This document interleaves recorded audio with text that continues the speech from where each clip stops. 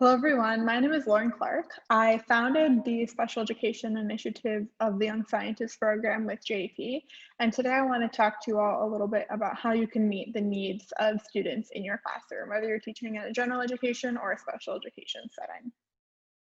The first thing you're going to need to know about is an IEP. So IEP, which stands for an Individualized Educational Program, are documents that are developed for students in public school to sort of delineate the diverse learning needs of an individual student. So in a special education classroom, all students will have an IEP that dictates their placement in that special education classroom. However, within a general education setting, some students still may have IEPs that delineate other learning needs, such as extended testing time or a one-to-one aid. And these are documents that you should ask all of your teachers, especially when you're going into a new site.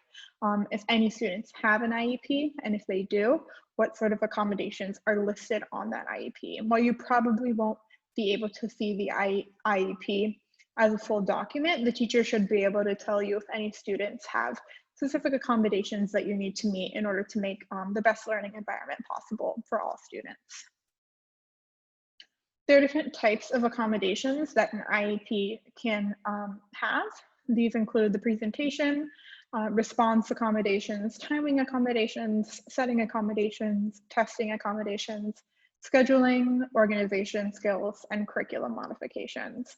And while all of these are important, some might be more applicable to you as a YSP or a JPTA as others. So it's really important, again, that you figure out what types of accommodations students are receiving. And to go into a little bit more detail about the specific accommodations that are under each of these settings, this slide is a really good resource for you guys to take note of and just see what sort of accommodations are within an IEP. So you can see under presentation, you can provide lecture recordings or material in larger print for students who may have visual impairments. Response, this one I found is a really big one, especially in students with special education whose writing skills might not be the best. You can allow for verbal responses or have pictures instead of words. And this really helps students show everything that they've learned, even if they have difficulty writing. With timing, students might need to take frequent breaks or have longer time for an assessment. Seating might need to be specific. For an example, if a student is hard of hearing or has difficulty seeing, they might need to be in the front of the classroom. And then, of course, there are other accommodations as well, such as providing specific test preparation or focusing prompts for students. So you guys can see that this is a really wide array of accommodations that can be given. So this is why it's really important for you to ask your teacher, what do the students need in the classes? Are there any students in particular that need specific accommodations? This way you can make sure that the students are really getting the most possible out of your teaching time. And then it's an enjoyable learning experience for all of the students. So looking more specifically into special education, there are two types of classroom settings within special education in LAUSD, and those are special day classes or OT or autism classes. Special day classes are where students go who have curriculum modifications in their IEP. So whether that's they learn things at a different speed, they need more help, or they have different lesson plans, this is a separate class for those students so that their learning needs can be met. They're usually much smaller than regular classrooms, and while some students may spend their entire day in that class, others may be taken out and placed in general education for specific subjects like math or science. An autism class is a setting for students with autism who have IEPs. So this is a class only for students with a diagnosis of autism, and they may need more behavioral accommodations than those in the special day class or in other classroom settings. So in both of these classes, it's even more important for you to get to know each student and their learning accommodations that they need in order for the classroom setting to be successful. Another thing you might see either in special education or general education classes is an aide.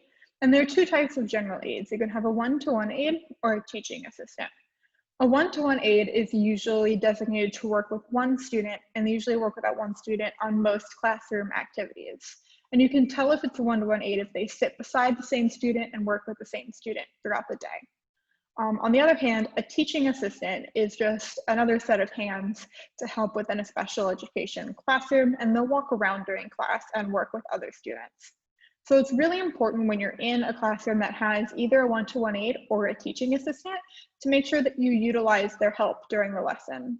For one-to-one aid, while that aid might not be able to help other students, you can give them specific instructions or include the lesson plan beforehand. That way they know what they're doing and they can prepare specific instructions that they know will help their student that they're working with. On the other hand, a teaching assistant can be more of a general help throughout the classroom. You can give them tasks to do, such as help you hand out supplies or check science journals, and they can also work with specific students who need more help with an activity as well. So it's really important that you utilize the aides that are in your classroom to the best of your ability, and this will help you meet the learning needs of all of the students as well. Some general tips for teaching special education if you do find yourself in this classroom setting. You really, again, want to tailor your teaching to students' individual needs. You want to see what techniques work with certain classes, what techniques work with other classes, and really stick to what the students are enjoying. You want to, again, ask the teacher what accommodations their students need. That tip is applicable for both special education and general education classes. I found specifically that within special education, it's best to keep the lecture at the beginning of class to a minimum of 10 to 15 minutes. And most of the learning occurs after that when they're actually doing the hands-on experiment. This may be different in different subjects, but science in particular allow the students to have more hands-on time and less lecture time. I've also found that encouraging public speaking in my special education classes has been really effective, both as a learning experience and as improving their public speaking skills. And how I often integrated this is at the end of every lesson, I would save 10 minutes to have students share to the class what they've worked on, what their experiment was, what their observations were, what their conclusions were. And this just allowed students to learn from each other and allow them to share and be excited about what they did during the day. Another big tip for special education is trying not to have the students read aloud. Again, because the reading and writing capabilities really vary between classes and between students within the class. So it's most effective if you have a TA or teacher read aloud and students follow along. And this will make it less frustrating for students who have difficulty reading. Finally, I think the most important tip you can possibly take away from this is to make learning fun.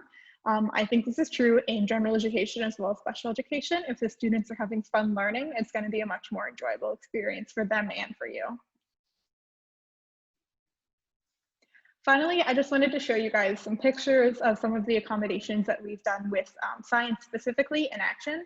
So on the left, you can see one of our TAs working with a particular group of students and taking the time to sit down with them, take them through the equipment for the experiment, and having a hands-on sort of session with the students. And we found that breaking students up with TAs in this way is really effective in special education because it allows individual groups to move at different speeds and more opportunities for question and answer and back and forth between the TA.